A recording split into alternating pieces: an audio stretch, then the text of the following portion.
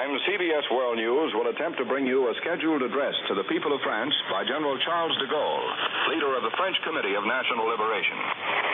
General de Gaulle will speak from London, and if we are able to pick up his talk, you will hear a running translation of his address by Beverly Thurman of Columbia's shortwave news staff. This is CBS in New York, and in a few moments we will switch you to London for the scheduled address of General Charles de Gaulle. But in the meantime, while we're waiting for the General to begin, we might mention that it was announced only this morning that he had arrived in Britain. As you know, his trip to England has been planned for some time, and he is scheduled to discuss at length with Prime Minister Churchill and other leaders the problems of his committee. High on the list of subjects to be discussed, it is commonly believed, is the question of whether General de Gaulle's Committee of Liberation is to be granted full or provisional recognition as the present government of France. At the present time, the Committee of Liberation does not enjoy the recognition already granted to exiled governments of other occupied nations, which now have their headquarters in London. The news bulletin this morning announcing de Gaulle's arrival in London also mentioned that he has already had a first meeting with Mr. Churchill, shortly after the first news came of the invasion of his country by Allied troops. De Gaulle had apparently arrived some time before, but news of his presence in London had been held back for reasons of military security. We are still waiting for General de Gaulle to begin speaking in London.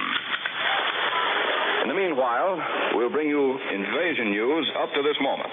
With that other climactic occasion, December 7th, 1941, was marked. News of the Japanese attack on Pearl Harbor was disseminated from the White House with, as one reporter recalled, a flash a minute. This time, the White House seemed to be sleeping through the first phases of the action. Here's a late bulletin from London which says that more than 1,000 American heavy bombers attacked enemy targets in France this morning in support of the invasion. Military observers in London said today that a general Russian offensive coordinated with the Anglo-American attack from the west may be launched within the next 48 hours and almost certainly will begin before the weekend. News of the Allied landing in France spread swiftly throughout Russia today and touched off enthusiastic demonstrations such as rarely have been seen since the war began. American war correspondents in Moscow were the first to break the news, and they were quickly surrounded by cheering crowds who rushed to shake their hands and to offer congratulations. Radio Moscow's chief announcer, who customarily reads only Premier Stalin's orders of the day, broadcasted General Dwight D. Eisenhower's special communique announcing the landing. He read the bulletin in a solemn and triumphant tone, rivaling his best performance for the Red Army's biggest victory announcements. Soviet war marches, Yankee Doodle, and the triumphal music reserved for Stalin's victory orders followed the bulletin. For 2 weeks now, the Russian people have been expecting the invasion to begin at any moment. And the question on everyone's lips was, has it started? The Soviet people now are waiting for their own armies to strike from the east in the coordinated offensive mapped out at the Tehran conference. The German Transocean News Agency said today that a battle was in progress in the English Channel north of Le Havre between German naval units and Allied forces attempting to make a landing. Nazi broadcasters said the Allies had won footholds on several islands off the coast of France. Earlier, they reported landings in the Channel Islands west of the Norman Peninsula. That's the Normandy Peninsula. The Transocean Agency reported that a naval battle was going on in the channel north of Le Havre between German units and Allied forces trying to make a landing. DNB, the official Nazi agency, said German counter-thrusts were being undertaken east of Cherbourg, but the enemy keeps throwing the bulk of his troops into the area between Cherbourg and Ouistreham. The 28th and 101st American Parachute Divisions dropped in the Normandy area, DNB reported, adding the usual propaganda claim that many of these soldiers were captured.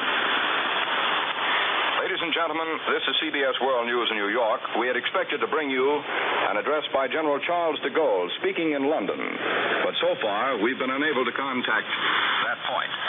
Meanwhile, we're bringing you news of the invasion to bring you up to date on what has occurred in this biggest of all days, the invasion of Western Europe. An American war correspondent, Stanley Richardson, who has just returned from the Second Front beachhead with the first naval eyewitness of the operations. And now, ladies and gentlemen, we're informed that we can hear from General de Gaulle in London. So we switch you now to London for the address by General de Gaulle. Que nous gagnerons celle-là. Oh, good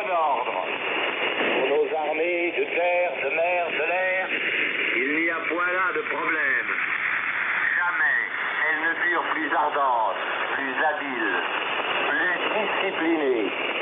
L'Afrique, l'Italie, l'océan et le ciel ont vu leur force et leur gloire renaissante. La terre natale les verra demain pour la nation qui se bat.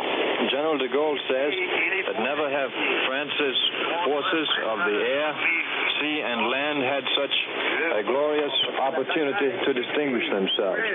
And he speaks of the glories which the French armies have just achieved in the Italian campaign. Par le gouvernement français et par les chefs français qu'il a qualifiés pour le faire à l'échelon national et à l'échelon local soit exactement suivi.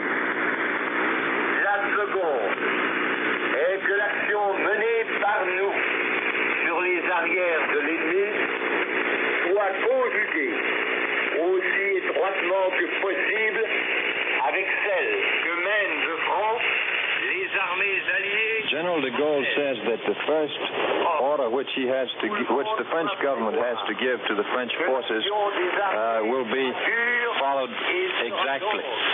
C'est dire que l'action des forces de la résistance doit durer pour aller s'amplifiant jusqu'au moment de la déroute allemande. La troisième condition est que tous ceux qui sont capables d'agir, soit par les armes, soit par les destructions, soit par le renseignement. General de Gaulle says that the action which the French armies will carry out with the Allies against the enemy will be exactly conjugated with those of the Allies. Ou à la déportation, quelles que soient les difficultés, tout vaut mieux. And with these actions, that of French resistance will also be combined. La bataille de France a commencé. Il n'y a plus dans la nation, dans l'Empire, dans les armées, qu'une seule et même volonté, une seule et même espérance derrière le nuage. And General de Gaulle says it is absolutely necessary that all French patriots capable to act by arms and by refusing to work for the Germans should not allow themselves to be taken prisoner. Au peuple français qui vous est parvenu de l'ordre. Nous vous retournons au studio de la Voix de l'Amérique à New York. And General de Gaulle said in concluding that the Battle of France has begun, and there is no longer except a single and sole will to conquer on the part of the French nation. You have just heard a speech by General Charles de Gaulle and its translation, a running translation of that speech by Beverly Thurman of Columbia's shortwave news staff. General de Gaulle spoke to you from London.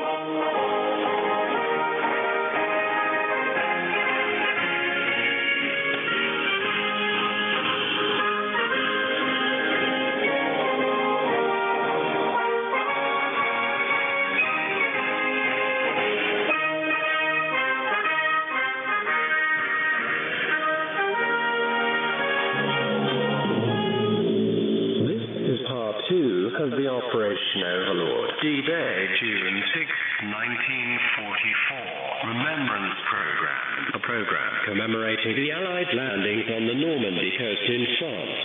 This program is a co-production by Radio International from the North Americas and CoolAM Radio, the Netherlands, Europe.